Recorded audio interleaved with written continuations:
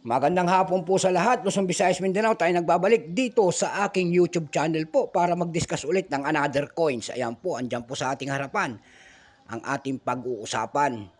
Ayan, magandang hapon din sa aking mga subscriber kung saan kayong panig ng mundo po. Keep safe po sa lahat. Yun namang hindi po nakapag-subscribe dito sa aking YouTube channel at gusto nyo ang ganito mga topic po about coins ang aking dinidetalye dito. At naman tayo ay collector naman tayo. So, baka pwedeng makisuyo sa inyo. At malaking tulong na po dito sa ating YouTube channel ang gagawin nyo po. Ayan. Pakipindot na lang po sana ang ating notification bell, subscribe and like para ma-update po kayo sa mga latest ko pang gagawin mga video po. Ang pag-uusapan po natin ngayon ay bagong-bago, NGC po na nanagunal. Ayan po. 2019 po ayan ang ating pag-uusapan ngayon, nakasimangot. Ayan. Nakikita nyo po ang isang lalaki po nakaharap sa akin at nakasimangot po. Ayan. At mayroon siyang sa tagiliran 5 pesos po, ayan. And then, doon pa sa kanyang taasan ng ulo po, nakasulat po na Republika ng Pilipinas. Ayan. Ayan, may mga error po yan, oh. Ayan po, yung mga error niya sa gilid po. Cutting. Nakat po yung kanyang mga ano. Ayun, oh. Nakat. Nakita nyo ho ba? Cut. Ayan. At ang kanyang pangalan po dyan ay nakatatak po. Siya po ay si Andres Bonifacio. Ayan. Pagkatalikod doon naman natin, makikita natin ang isang tayabak. And then, ang bagong tatak ng ating BSP po. Ayan. Ang bagong tatak ng ating BSP, Bangko Sentral ng Pilipinas. Ayan. Frosted to. Maganda tong coins na ito. Kaso nga lang pag nababasa po ito, kasi magnetic ito. Ito po ay kinakalawang. Ayan po.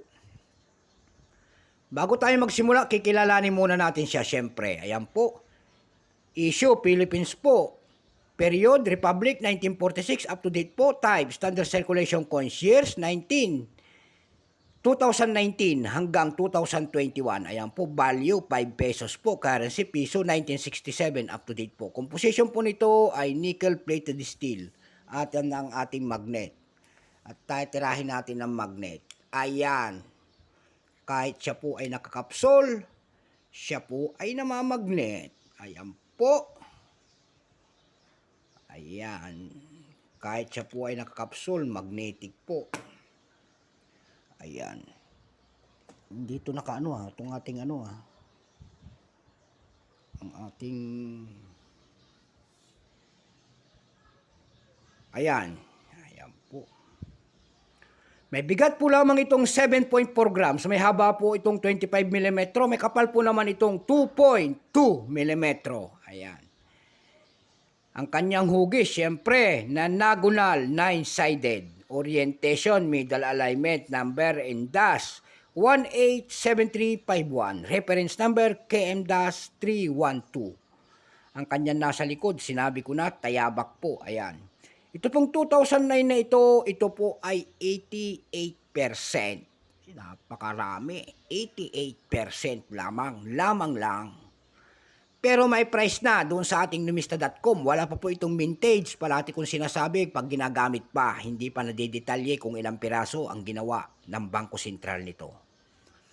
Tanging presyo lamang po na tinatawag ng ating mga kolektor doon sa ating numista.com, may presyo na. Yung kanyang extra fine, 35, almost uncirculated, 35. At uncirculated, ito po'y nagkakahalaga lamang ng 79 pesos.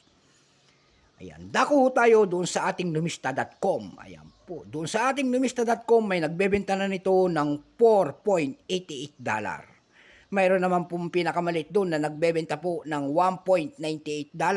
Ayan po.